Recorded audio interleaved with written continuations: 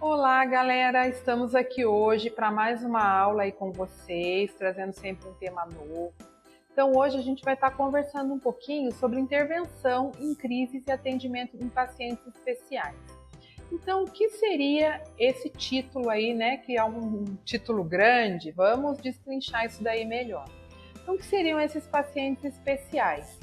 Seriam todos os pacientes que, por algum motivo, podem desenvolver algum tipo de patologia mental, alguma alteração psiquiátrica, né, devido a algum evento. Né? Às vezes a pessoa pode simplesmente desenvolver uma doença mental ou ela já pode nascer com essa doença mental.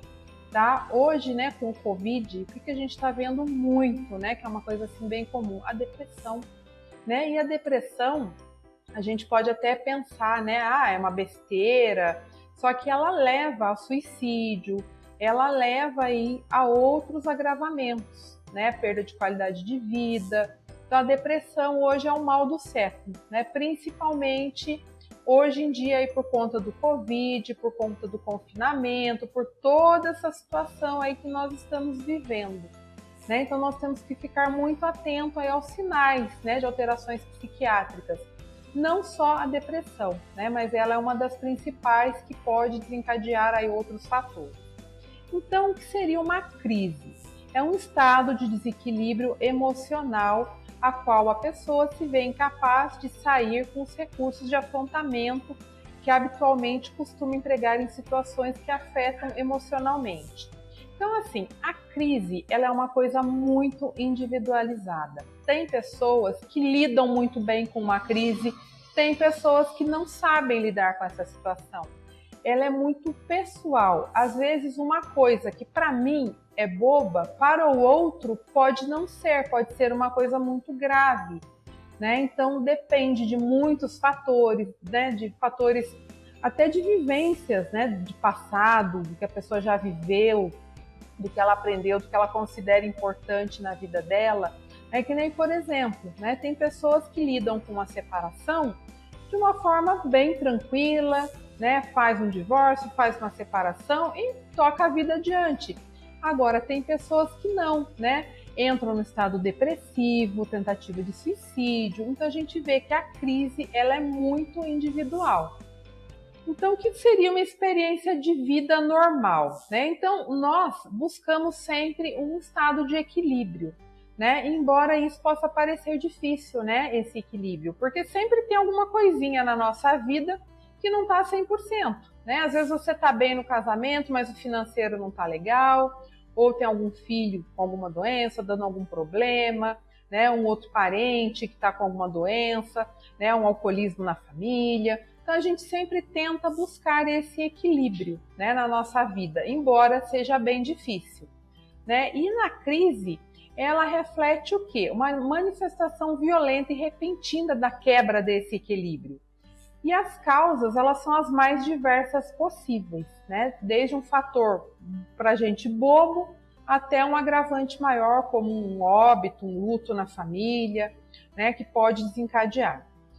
Ela é limitada por tempo e por um evento desencadeador. Então, por exemplo, quando tem um óbito na família, tem pessoas que vão viver esse luto de uma forma mais tranquila, né? Ela vai ter o período de tristeza, né, que não vai querer sair, de apatia, né, uma depressãozinha leve, porém, ela consegue se reequilibrar depois disso.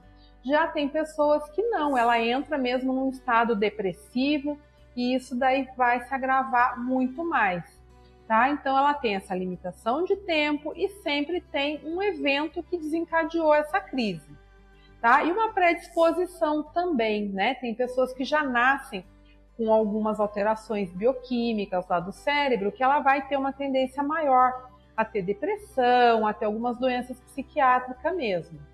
Então, assim, a crise, quando você entra num estado desse, né, ela vai levar um tempo até você se adaptar e sair desse processo todo. Né? Igual o luto, ele tem todo um processo. Né? A pessoa, por exemplo, descobriu que tem uma doença grave. Qual que é a primeira fase? É a rejeição, né? Ela não aceitar que ela tem essa doença, a negação, né? Ela falar que não tem, que o diagnóstico está errado. depois ela pode viver um período de tristeza, né, até ela ter o período de aceitação, né? E a gente tem que respeitar, saber lidar, né, com essas fases, porque isso daí é uma coisa muito individual. O que para mim às vezes pode ser um evento normal, para o outro pode não ser. Então eu tenho que respeitar esse tempo de cada um. E o que vai precipitar essa crise? Né? Os eventos da vida. Então, qual o significado deste evento na vida desta pessoa? Né? Então, a gente tem que levar isso em consideração. Às vezes, para ela, aquilo significa muito. Qual a percepção desse indivíduo frente a esse problema? Né? Como ela está lidando com isso? Né? Ela está encarando isso de uma forma natural? Ela é uma pessoa otimista ou não? Ela só está vendo o lado ruim? Né? E quais os recursos disponíveis que eu tenho para esse enfrentamento da situação? Né? Às vezes a pessoa não tem condições psicológicas, tem uma família que também não ajuda. Então tudo isso a gente tem sempre que levar em consideração aí na crise, tá? As crises, elas podem ser evolutivas ou circunstanciais. Então as evolutivas, elas dizem respeito às fases da vida. Então, por exemplo, né, uma gestação, o nascimento de um filho, isso é um evento bom, né? É uma coisa gratificante, porém pode levar sim. Né? Já viram falar de depressão pós-parto, né? Às vezes tem casamento que se rompe devido ao nascimento de um filho, então pode levar sim a uma crise. Né? Às vezes a fase, né, a mudança da criança para a adolescência, que vai gerar as mudanças, tanto hormonais quanto no corpo físico, isso daí também pode gerar uma crise, tá? Nem todos os adolescentes sabem lidar com esse período, então isso pode levar sim. E as circunstanciais são o quê? As circunstâncias, né? As consequências aí de eventos, como por exemplo, um desemprego, né, um rompimento num relacionamento, o que nós estamos vivendo hoje, né, uma pandemia, é uma circunstância que a gente não tem controle nenhum sobre ela. Né? A gente tem que trabalhar o nosso emocional para tentar aprender a lidar aí com essa situação, que é muito individualizada. Mesma crise, respostas diferentes, foi o que eu comentei lá no início. Né? Muitas vezes a perda de um emprego para uma pessoa, ele encara isso de uma forma normal, né? Ele vai, ele batalha, ele manda currículo, ele corre atrás. Já para outros não, né? Ele vai entrar num estado depressivo, ele não quer comer, não quer sair da cama, a situação só vai se agravar. Então a gente tem aí as respostas individualizadas, que vai depender muito de cada pessoa. E como se caracteriza esse trauma?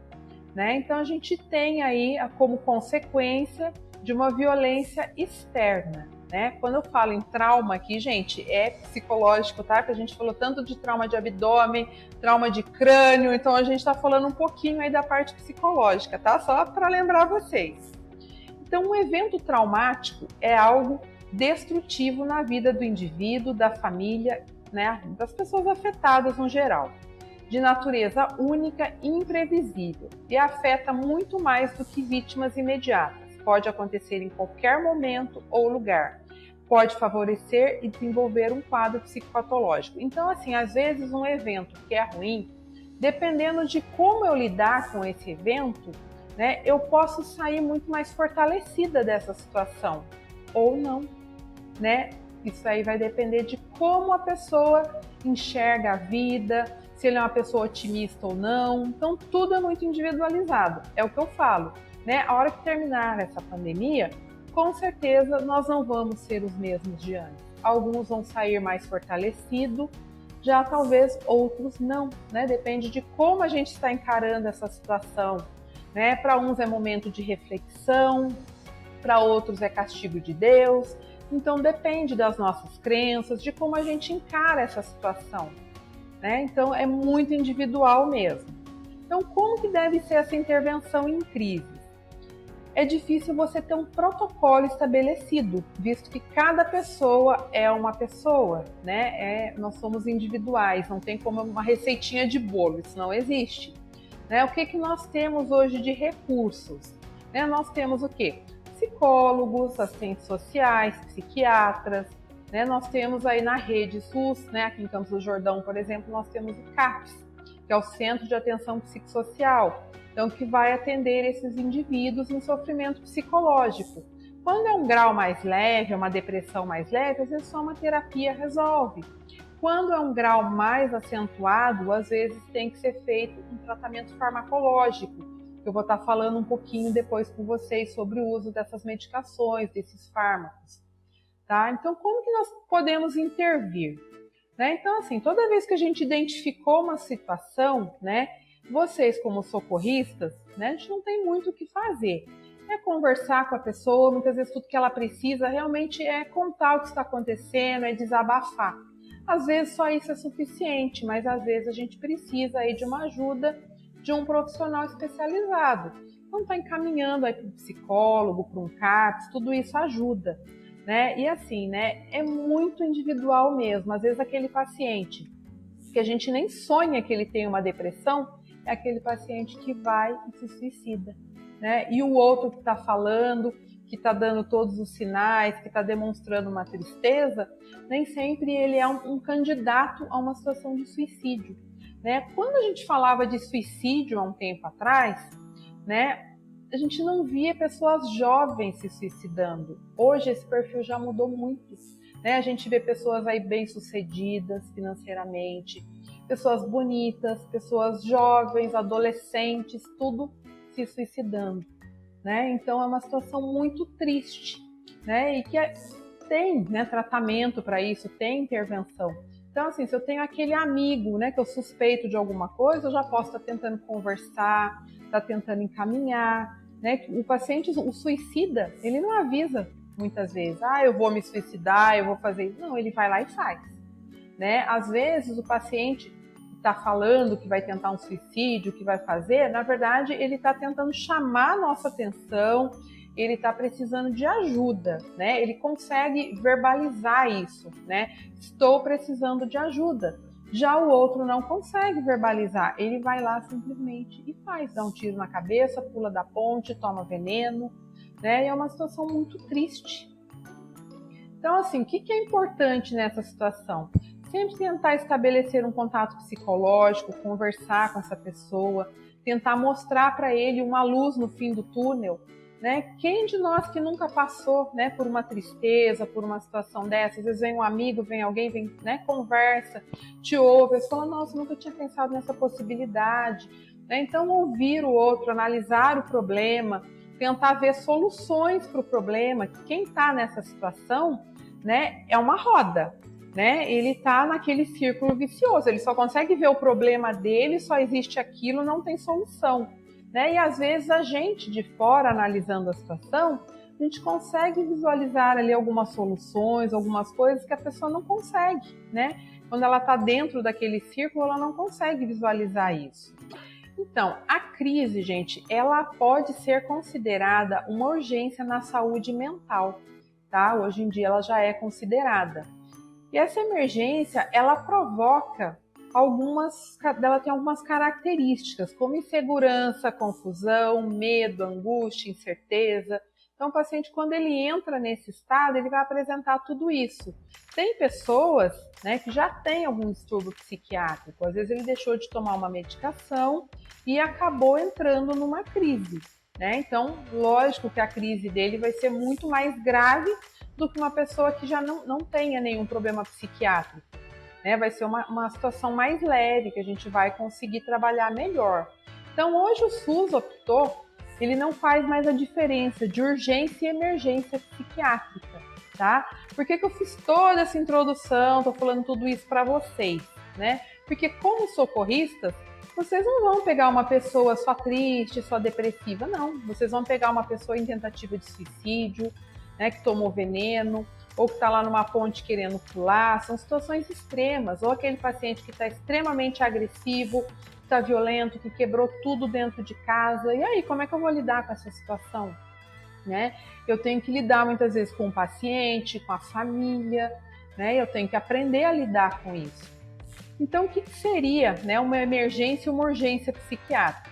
É um distúrbio do pensamento, sentimentos ou ações que envolvem risco de vida ou risco social grave, necessitando de intervenção imediata. tá? Então, isso é uma urgência, isso é uma emergência. O paciente ele pode apresentar risco tanto para a vida dele quanto dos familiares, das pessoas, tá? Que ele pode de repente ter um surto, ter uma crise, como a gente já viu aí, né? Anteriormente tem alguns relatos aí bem tristes, né? De pessoas que vão para a escola, que levam uma arma e que saíram lá de dentro atirando, mataram não sei quantas pessoas. O que é isso? É um surto, né? Essa pessoa com certeza fez isso já de uma forma premeditada, já não estava bem emocionalmente, que ninguém sai matando, né? Sem nenhum motivo, né? Alguma coisa passou ali na cabeça dele, algum distúrbio, alguma coisa, né? Teve ali. Então, a avaliação do estado mental. A mente humana é uma integridade indivisível, mas o funcionamento psíquico pode ser analisado em diversas funções mentais. Então, quais seriam essas funções mentais? Consciência, atenção, senso-percepção, orientação, memória, inteligência, afetividade, pensamento, conduta e linguagem.